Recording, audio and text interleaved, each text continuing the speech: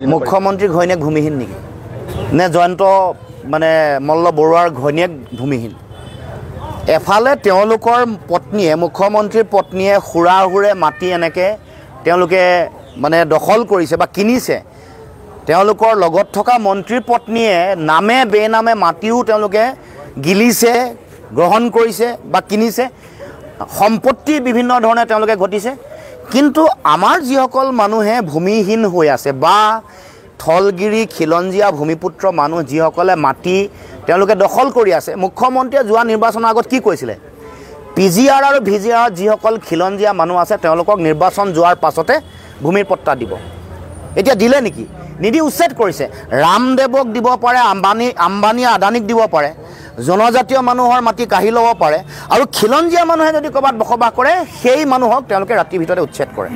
এইটো কেনেকুৱা ধৰণৰ নীতি এতিয়া আপোনালোকে জানে যে বড়োভূমিত বিটিআৰত কেনেকৈ ৫,০০০ বিঘা মাটি আদানীক দিবলৈ উঠি পৰি লাগিছে তাৰ লগে লগে ডিমা হাছাওত সৌৰ প্ৰকল্প দিবৰ কাৰণে ৪,০০০ বিঘা মাটি ইতিমধ্যে তেওঁলোকে দখল কৰিছে ১৮০০ বিঘা মাটি তেওঁলোকে কাৰ্বি আংলঙত দখল কৰিছে তাৰ পাছত আকৌ আপোনালোকে দেখিব যে বৰদুৱাৰ চাহ বাগিচাৰ মাটি দখল কৰিলে দৰাবিলৰ ১৫০ বিঘা মাটি দখল কৰিছে বাগান আমাৰ ডিব্ৰুগড়ৰ ওচৰৰ বাগান লক্ষ্মী চাহ বাগিচা ৩৫০ বিঘা বাগান শুকান পুখুৰী বাগানত দখল কৰিছে এই যে মাটি তেওঁলোকে চাৰিওফালে লৈ বহুজাতিক বনিয়া গোষ্ঠীক যে দিব আম্বানী আদানী আৰু তেওঁলোকে ৰামদেৱক যে মাটি দিব তাৰমানে আমাৰ খিলঞ্জীয়া মানুহবোৰ অঘৰী হৈ থাকিব লাগে অসমীয়া জাতিটোক অখৰী জাতিলৈ পৰিৱৰ্তন কৰিবলৈ উঠি পৰি লাগিছে সেইকাৰণে চোক কঠীয়াৰ ওপৰত বুলডেজাৰ চলোৱা নাই অসমৰ জাতীয় স্বাভিমানৰ ওপৰত এইটো জাতীয় আৱেগৰ ওপৰত বুলডেজাৰ চলাইছে কাৰণ কঠীয়া মানেই আমাৰ কৃষি অসমৰ জাতীয় জীৱনৰ লগত জড়িত জাতীয় অৰ্থনীতি জাতীয় জীৱন আমাৰ সংস্কৃতি আমি বিহু কৃষি নিৰ্ভৰ এটা সংস্কৃতি অসমৰ লোক সংস্কৃতি সকলো কৃষি নিৰ্ভৰ আমাৰ সমাজ আমাৰ অৰ্থনীতি আমাৰ সংস্কৃতি আমাৰ জীৱন আমাৰ জীৱিকা আমাৰ প্ৰমূল্য সব কৃষিৰ ওপৰত নিৰ্ভৰ কৰে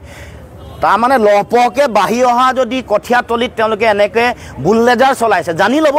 যে অসমীয়া জাতি অসমৰ কৃষ্টি সংস্কৃতি অসমৰ মাটি ভেটি অৰ্থনীতিৰ ওপৰত এনেকৈ অসমৰ সমাজৰ ওপৰত এনেকৈ বুলডেজাৰ চলাইছে তাৰমানে এইটো আৱেগ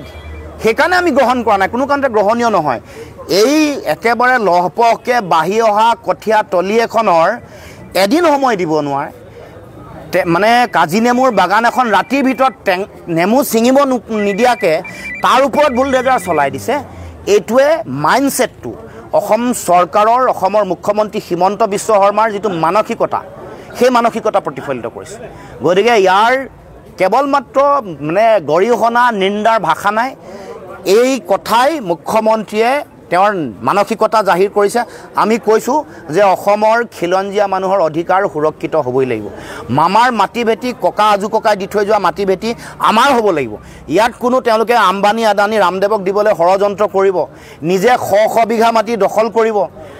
সেই কথা গ্ৰহণীয় নহয় আমাৰ প্ৰশ্ন এইটোৱেই যে তেওঁলোকৰ পত্নীসকলে দখল কৰা মাটিবোৰ কেতিয়া উচ্ছেদ কৰিব এইটো অসমৰ ৰাইজে জনাব লাগে